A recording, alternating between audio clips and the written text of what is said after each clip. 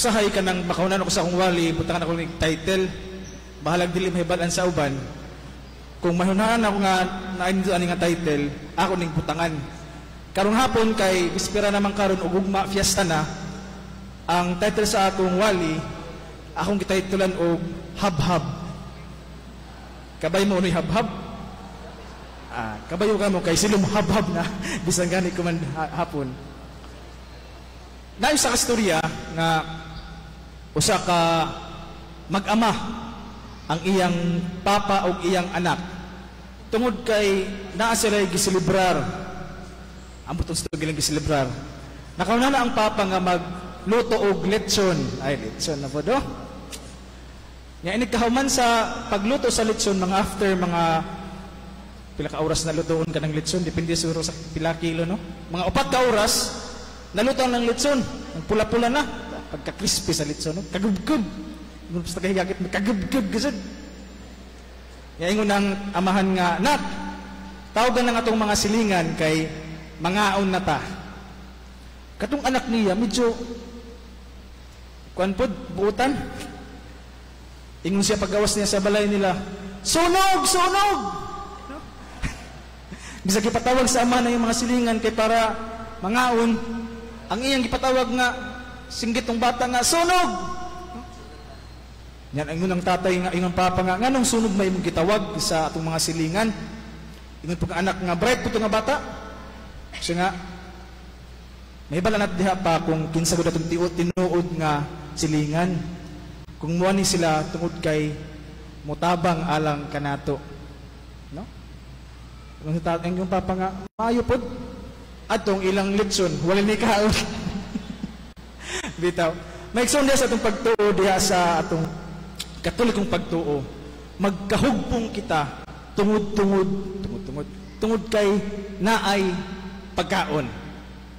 Kitang mga Pilipino, apil na siguro sa atong kultura nga, sige tagkaon. No? Dagan kayo tag mga street food, no? Nga, atong kaunon, mga kwek-kwek, mga unsa pa diha daghan kaayo. Ug mao ka natong gipakita ug abot nga mensahe kuno sa atong mga pagbasa. Diha sa atong ebanghelyo, kung naminaw tag maayo, nipalag ang mga Pariseo kay ngano ang mga tinun-an ni Jesus nikaon man sa adlaw ipapahulay, sa adlaw iglihi. Nikaon man nangutlo man og trigo. Ug nikaon man ug naminaw kita ug kung nakadungog kita nga gidepensahan ni Jesus ang iyang mga tinun-an nga gigutom.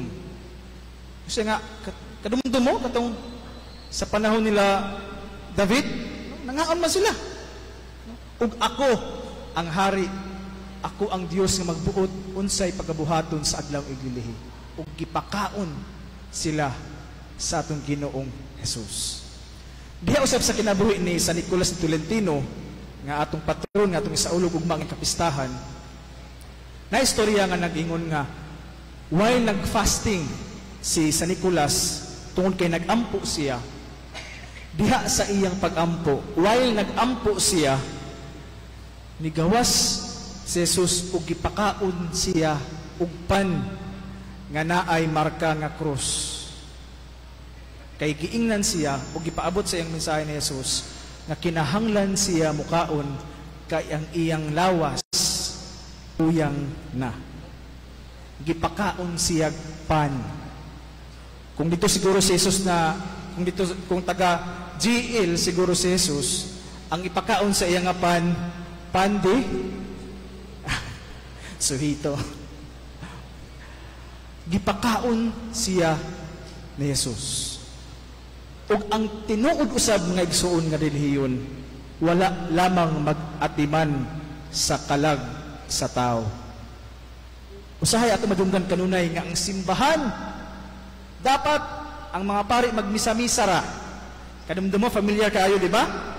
Katong niaging eleksyon, nga magsamok-samok man mo. Dito naman sa inyong kumbento, dito naman sa inyong simbahan. Atiman na ang inyong simbahan. Kay alang lang mo sa kalag sa tao.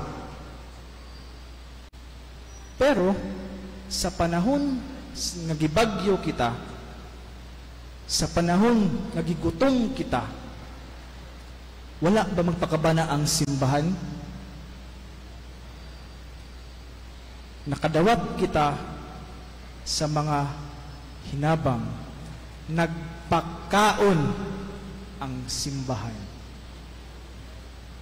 Nag-welcome ang simbahan sa mga tao nga walay katulgan, sa mga tao nga nagkinahanglan sa lawas nun nga panginahanglan. Pakana ang mga gigutom ug paimna ay inom na po. Paimna ang mga giuhaw. Di ba mao ka na ang gisugo sa ni Jesus alang kanato? Dili lang kay ang simbahan sa kalag lang sa tao. Apil usab ang lawas nun nga panginahanglanon. Ingon ang usa ka batid nga usa ka Dominikano nga pare, ingon siya, it is in the body that we encounter God. Diha sa lawas ang Ginoo nga nagpakalawas nun. Di ba? Kung makahinumdum kita sa unang bersikulo mismo sa Ebanghelyo ni San Juan, nga ang pulong Dios o kining Dios nagpaka-tao. Mao ka na ang translation sa Binisaya. Pero diha sa Grego nga translation sa kana nga bersikulo, giingon nga logos sarx iganito, nga pasabot nga ang pulong nagpaka-unod. Ang pulong nagpaka-lawas.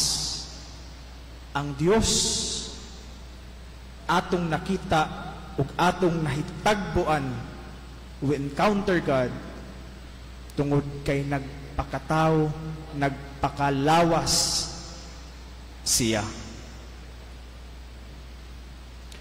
Ug kana mao kanunay nga atong hinumduman nga ang Ginoong Dios nga nagpakalawas, ang Ginoo nga Emmanuel nga kanunay nag-uban kanato, mao nga bation pud niya kung unsa ang bation sa usa ka tawo. Dili ang atong Ginoo alien sa unsay pagbati sa usa ka tawo. Gani gisinati niya ang usa ka pait nga walay tao nga nakasinati pa sa pinakasakit nga kasinatian sa usa ka tawo nga gisinati ni Jesus.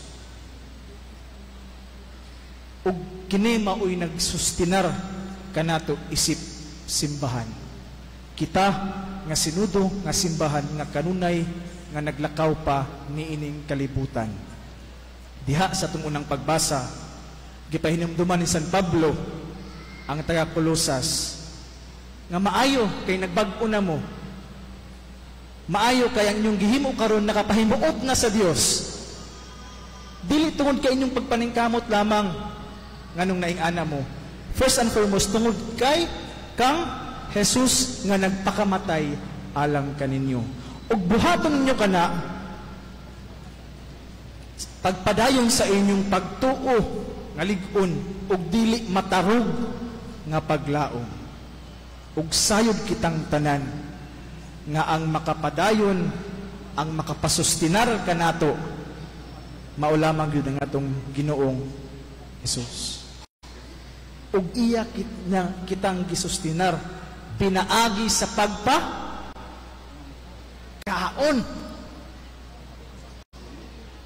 Pinaagi sa pagpahabhab. Di ba? Ang Eucharistia nga atong kanunay nga tambungan, gipakaon kita sa Dios. Ug iyang kaugalingon. Di ba? Ang Eucharistia na liturhiya sa pulong ug liturhiya sa Eucharistia. Ang atong pagtambong sa misa, dili lamang pagpaminaw sa pulong sa Dios, kundi pagkaon usab sa atong Ginoong Hesukristo.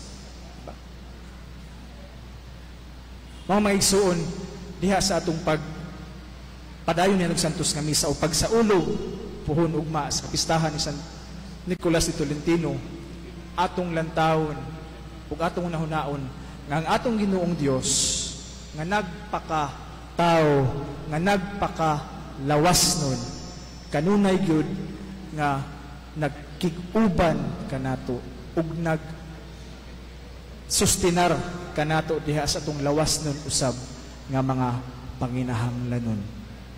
Sa Nicolas de Tolentino, igampo mo kami. Manindog kita ug atong ampo ng pangamuyo sa katilingban.